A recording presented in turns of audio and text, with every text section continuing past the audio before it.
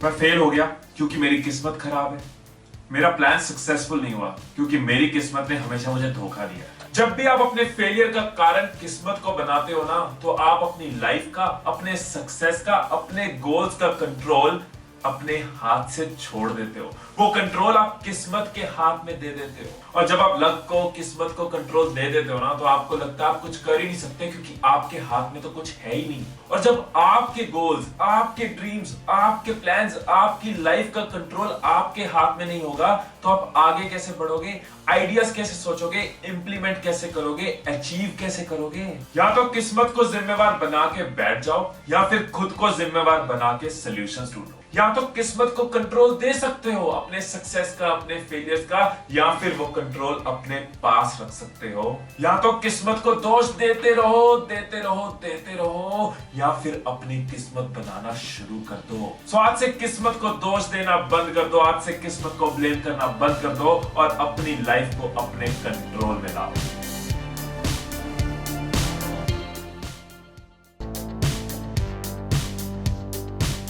ये वीडियो मैं डेडिकेट करना चाहूंगा नेहा गुप्ता को, जिसने इस बार सीबीएसई बोर्ड एग्जाम्स में 94.2% स्कोर किए हैं। नेहा के फादर एक ट्रक ड्राइवर हैं और उनके घर की फाइनेंशियल कंडीशन वीक है।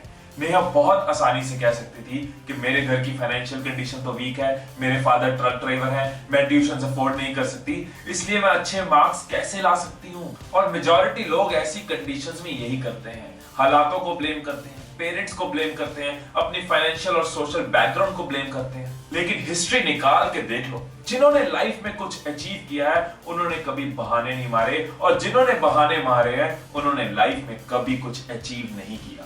आप भी अपनी लाइफ में हर रोज बहाने बना सकते हो। आप भी हर रोज ये कह सकते हो कि मेरे बस की नहीं है, मैं नहीं कर सकता, मैं नहीं कर पाऊंगा, कल से करूंगा, किसी दिन जरूर करूंगा। लेकिन लेकिन लेकिन लेकिन ये याद रखना, आप अपनी लाइफ में या तो बहाने बना सकते हो या सक्सेस बना सकते हो। आप अपनी लाइफ में बहाने बना सकते हो या सक्सेस बना सकते हो। आप अपनी लाइफ में बहाने बना सकते हो या सक्सेस बना सकते हो।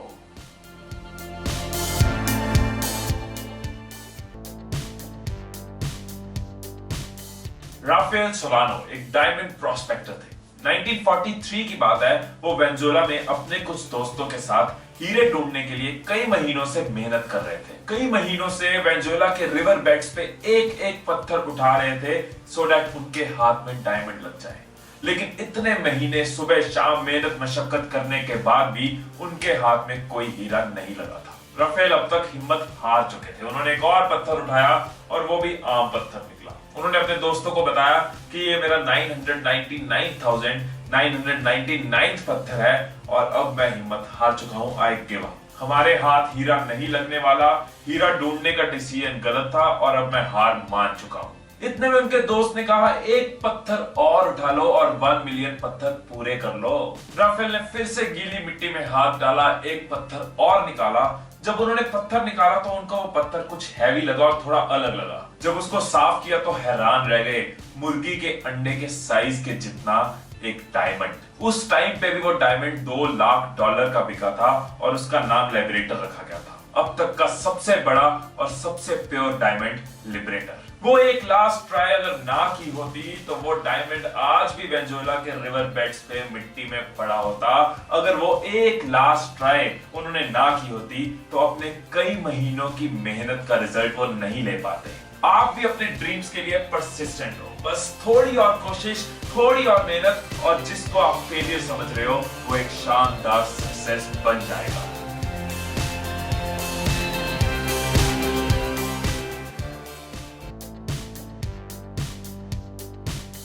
एक कॉलेज के स्टूडेंट्स पास आउट होने वाले थे, अपनी अपनी प्रोफेशनल लाइफ शुरू करने वाले थे।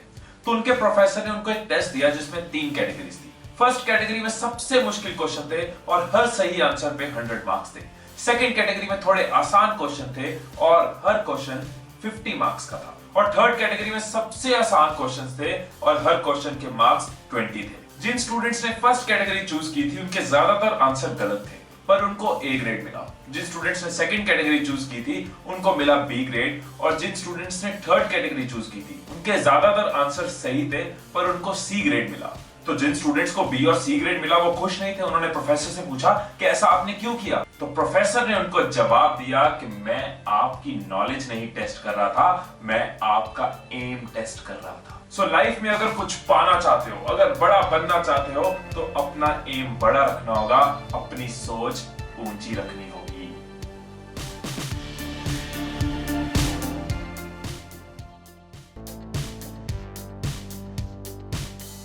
खुद को अपने गोल्स के लिए, अपने ड्रीम्स के लिए मोटिवेटेड रखने के लिए आपको इस वीडियो में दे रहा हूं एक और टिप। जब भी आपकी लाइफ की गाड़ी का इंजन स्लो हो, सीधा मोटिवेशन स्टेशन पे जाएं और मोटिवेशन नाम के पेट्रोल को आप डलवा सकते हैं। आपको इसके लिए करना क्या है? अपने लैपटॉप में एक फोल्डर बनाओ, उस फोल्डर का नाम रखो मोटिवेशन स्टेशन। इस फोल्डर में आप वो मूवीज को रखो जो आपको इंस्पायर करती हैं, उन वीडियोस को रखो जो आपको मोटिवेट करती हैं। ऐसे कोई सॉन्ग्स जो आपको एकदम चार्ज अप कर देते हैं, उन सॉन्ग्स को भी रखो। आपके जो फेवरेट कोट्स हैं, या जब भी आपको कोई कोट अच्छा लगे तो इस फोल्डर में डाल दो। ऐसे कोई इमेज आपको मोटिवेटिंग लगे या कोई आर्टिकल आपको इंस्पायरिंग लगे, उसको भी इस फोल्डर में डाल दो। फिर धीरे धीरे आपके मोटिवेशन स्टेशन पे आपकी कलेक्शन बढ़ती जाएगी। उसके बाद जब भी बूस्ट चाहिए हो तो आपको नेट पे जाके ढूंढना नहीं पड़ेगा, आपको सर्च नहीं करना पड़ेगा, फिल्टर नहीं करना पड़ेगा, 10 वीडियोस में से एक वीडियो ढूंढनी नहीं पड़ेगी, 10 कोट में से एक कोट ढूंढना नहीं पड़ेगा। आपकी चॉइस की कलेक्शन, आपकी मनपसंद की कलेक्शन जो आपको मोटिवेट करती है, जो आपको इंस्पायर करती है, वो पहले से आपके फोल्डर में होगी, आपके मोटिवेशन स्टेशन पे होगी। और इस फोल्डर को आप अपनी गूगल ड्राइव पे डाल सकते हैं, जिससे आप अपने मोबाइल से या किसी भी कंप्यूटर से इस फोल्डर को एक्सेस कर सकते हैं। हर वक्त आपके पास आपका मोटिवेशन स्टेशन होगा। सो जब भी आपको चार्ज अप चाहिए हो, जब भी आपको बूस्ट अप चाहिए हो, जब भी आपके माइंड के इंजन को मोटिवेशन का फ्यूल चाहिए हो, अपने मोटिवेशन स्टेशन पे जाइए और रिफिल करवा लीजिए।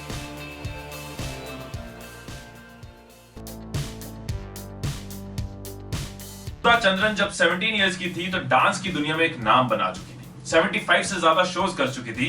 17 की एज में ही अपने सपने, अपने पैशन को जी रही थी।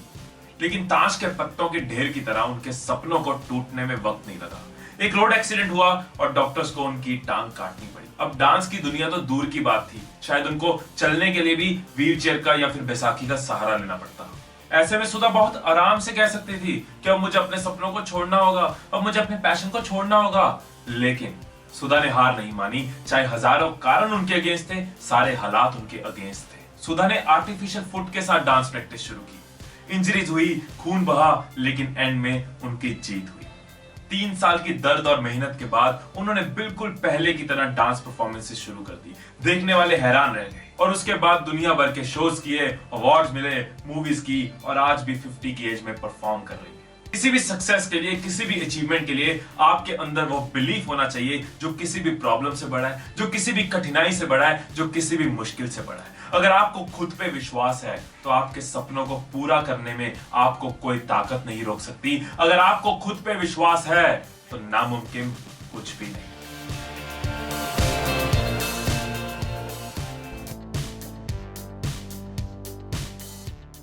बस एक बार ये सीजन निकल जाए, बस ये एक बार आईपीएल के मैच खत्म हो जाए, बस थोड़ा मौसम ठीक हो जाए, बस इस वीकेंड के बाद, बस ये फ्रेंड की शादी आने वाली है उसके बाद। ये जरूरी नहीं है कि हमें हमेशा टाइम और सिचुएशन बिल्कुल परफेक्ट मिले ही मिले। ये तो वही बात हुई कि पूरा रास्ता क्लियर हो, सारे सिग्नल ग्रीन हो, सारी रोड्स ठीक हो, मैं तभी घर से निकलूंगा। अगर आप ऐसे सोचोगे तो आप कभी घर से निकल ही नहीं पाओगे। रास्ते के परफेक्ट होने की वेट नहीं करनी चाहिए, गाड़ी को परफेक्ट चलाने की कोशिश करनी चाहिए। ऐसे अगर अपने गोल्स के लिए, अपने ड्रीम्स के लिए परफेक्ट टाइम की वेट करते रहोगे तो हो सकता है सारी लाइफ बीत जाए। क्योंकि आप चलो या ना चलो, समय चलता रहता है। आप चलो या ना चलो, समय तो चलता रहता है। सो अपने गोल के लिए आज आप जो कर सकते हो वो जरूर करो। अगर आप कैपेबल हो अपने गोल के लिए कोई एक स्टेप लेने के लिए भी, तो कल की वेट मत करो।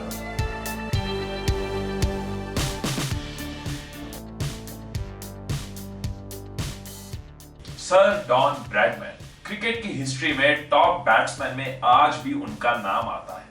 उनकी जब मैं एक बुक पढ़ रहा था, द आर्ट ऑफ क्रिकेट, तो उसमें मुझे एक बहुत अच्छी सक्सेस क्वालिटी मिली, तो सोचा आपके साथ शेयर की जाए। उनकी बुक में उन्होंने ये एडवाइस दी कि अगर अच्छा प्लेयर बनना है तो सिर्फ अच्छा खेलना काफी नहीं है। एक प्लेयर को अपनी गेम को और अपने गेम के लॉज को भी स्टडी करना जरूरी है। एक क्रिकेट प्लेयर होते हुए खुद सर डॉन ब्रैडमैन ने अंपायरिंग के टेस्ट की प्रेपरेशन की और उसको क्वालिफाई किया। सोचो फील्ड पे खेलने वाले प्लेयर थे वो, अंपायरिंग ना करनी थी ना कभी की थी, फिर भी अंपायरिंग के टेस्ट की प्रिपरेशन की और उसको क्वालिफाई किया। और इसी तरह से आपको भी अपने फील्ड की पूरी नॉलेज होनी चाहिए, नॉलेज के ऊपर एक ग्रिप होनी चाहिए। अगर आप एक स्टूडेंट है और आपको ऑटोमोबाइल इंजीनियर बनना है तो अभी से आपको उस फील्ड के रिलेटेड मैगजीन्स को लगवा लेना चाहिए, मैगजीन्स पढ़ते रहना चाहिए, उसी के रिलेटेड टीवी शोज आपको पता होना चाहिए, कितने बजे आते हैं वो शो जरूर देखने चाहिए। आपके मोबाइल में ऑटोमोबाइल इंजीनियरिंग के रिलेटेड एप्स होनी चाहिए, आपकी बेड की साइट पे उसके रिलेटेड इंटरेस्टिंग बुक्स पढ़ी होनी चाहिए, फेसबुक ट्विटर पे ऐसे पेजेस को आपको सब्सक्राइब करना चाहिए। एंड देन सोचो जब आपकी पढ़ाई खत्म होगी, आपकी बीटेक या एमटेक जब खत्म होगी तो आपकी नॉलेज का लेवल क्या होगा। जब इंटरव्यू में बैठोगे तो क्या कॉन्फिडेंस होगा, क्या कहां से आंसर निकलेंगे, दूसरे इंसान को भी पता चलेगा यार अपने फील्ड को लेके ये पैशनेट है। और जब जॉब में जाओगे तो क्या एक्सपर्टीज लेके जाओगे। ऐसे मान लो आप जॉब करते हो, सेल्स में हो, तो आपको सिर्फ अपने प्रोडक्ट के बारे में नहीं पता होना चाहिए, आपको जिस कंपनी के पास जा रहे हो, जिस क्लाइंट के पास जा रहे हो उसके बारे में भी पता होना चाहिए। कॉम्पिटिटर्स के क्या प्लस पॉइंट और माइनस पॉइंट है उसके बारे में पता होना चाहिए, उस प्रोडक्ट को रिलेटेड उस इंडस्ट्री में बिजनेस सिनेरियो क्या है वो भी पता होना चाहिए। फिर सोचो आपकी क्लाइंट मीटिंग में आपका क्या इंप्रेशन पड़ेगा, नजर आएगा कि ये बंदा अवेयर है और अपनी जॉब को लेके सीरियस है। सो चाहे आप स्टूडेंट में हो या सेल्स में हो, टीचर हो या लॉयर हो, मैनेजर हो या लीडर हो, जो भी लोग आज अपने फील्ड में नॉलेज ले रहे हैं वो आने वाले टाइम में अपने फील्ड में पहचान बनाते जाएंगे। ये आपकी आज की नॉलेज आपके आने वाले ब्राइट फ्यूचर का पासपोर्ट है। सो इस वीडियो में मेरा मैसेज यही है कि आप जिस भी फील्ड में हो, जो भी करते हो, अपनी नॉलेज को बढ़ाते रहो। आपके मोबाइल में आपके फील्ड के रिलेटेड एप्स होनी चाहिए, फेसबुक, ट्विटर, लिंक्डइन पे उसके रिलेटेड ग्रुप्स को सब्सक्राइब करो, फॉलो करो, ऑनलाइन वीडियोस देखो, उसके रिलेटेड न्यूज को फॉलो करते रहो। जितना आप अपने फील्ड को स्टडी करते जाओगे, जितना आप उसके बारे में पढ़ते जाओगे, उसका सीधा असर आपके सक्सेस पे पड़ेगा ही पड़ेगा।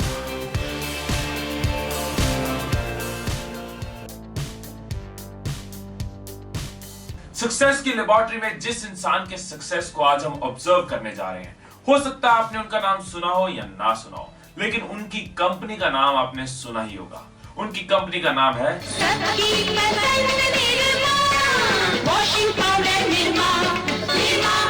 करसन भाई पटेल। एक फार्मर के बेटे थे और उन्होंने बीएससी इन केमिस्ट्री की हुई थी। गुजरात के एक शहर अहमदाबाद में उन्होंने अपने करियर की शुरुआत as a lab technician and as a chemist की। उनकी सैलरी इतनी वेल पेइंग नहीं थी, तो कुछ ज्यादा कमाने की, कुछ बेटर करने की विश थी। फिर उन्होंने अपनी स्किल्स को एनालाइज किया। केमिस्ट्री में वो ग्रेजुएट थे, उसके बाद उन्होंने as a lab technician and as a chemist job की थी। इसके साथ उनकी केमिकल्स में नॉलेज और अच्छी हो गई। सो उन्होंने एनालाइज किया मेरी स्किल्स है केमिकल्स में नॉलेज। फिर उन्होंने अपनी स्किल्स के हिसाब से अपॉर्चुनिटीज को ढूंढना शुरू किया।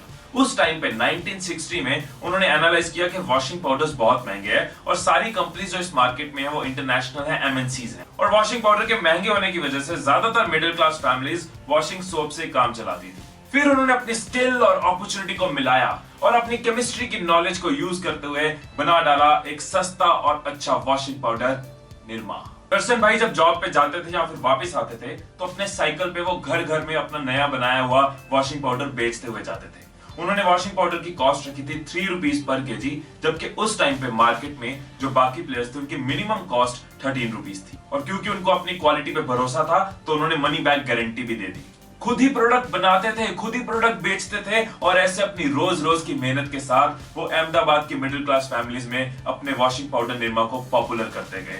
लोगों को एक सस्ते और अच्छे वॉशिंग पाउडर की ऑप्शन दी और धीरे धीरे निरमा इंडिया के टॉप ब्रांड्स में आ गया। 1969 में घर घर जाके अपने साइकिल पे वॉशिंग पाउडर बेचने वाले करसन भाई पटेल आज $600 मिलियन से ज्यादा के मालिक हैं। एक आदमी से शुरू की हुई निरमा में आज 14,000 लोग काम करते हैं। सो एंटरप्रेन्योर्स के लिए बहुत जरूरी है कि वो अपनी स्किल्स को एनालाइज करें और अपने आसपास अपॉर्चुनिटीज को स्टडी करें, क्योंकि जब स्किल्स और अपॉर्चुनिटीज मिल जाती हैं तो बन जाता है सक्सेस।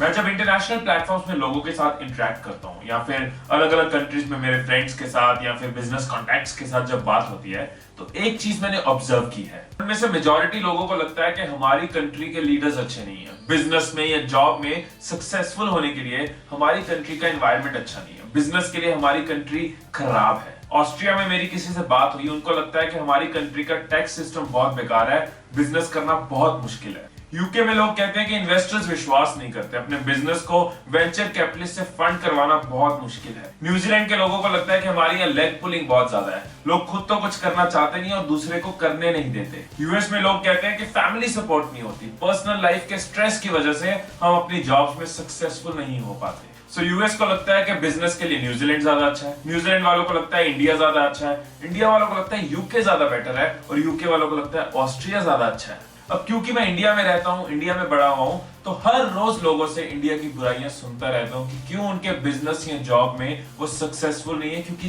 देश ऐसा है। दोस्तों कोई भी कंट्री परफेक्ट नहीं होती। हाँ, हमें कोशिश करते रहना चाहिए अपनी कंट्री को और बेटर बनाने की, लेकिन अपनी कंट्री की इम्परफेक्शंस को अपने फेलियर का बहाना मत बनाओ, उसको एज एन एक्सक्यूज मत यूज करो, क्योंकि इसी कंट्री में हर रोज नए एंटरप्रेन्योर्स पैदा हो रहे हैं।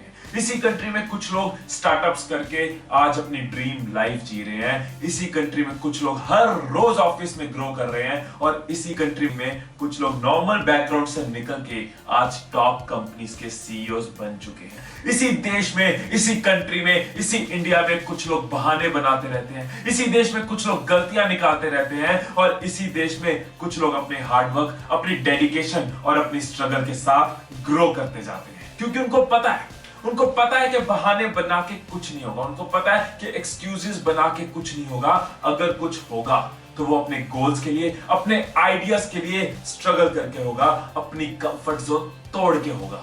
दोस्तों अपने फेलियर के लिए मेरे देश को ब्लेम करना बंद कर दो। अगर हम खुद को बदलेंगे तो हमारी लाइफ भी बदलेगी, अगर हम खुद को बदलेंगे तो हमारा देश भी बदलेगा। पॉजिटिविटी फैलाने में आप भी मेरा साथ दीजिए। इस वीडियो को अपने व्हाट्सएप और फेसबुक पे शेयर कीजिए सो दैट हम मैक्सिमम लोगों तक इस मैसेज को पहुंचा पाए।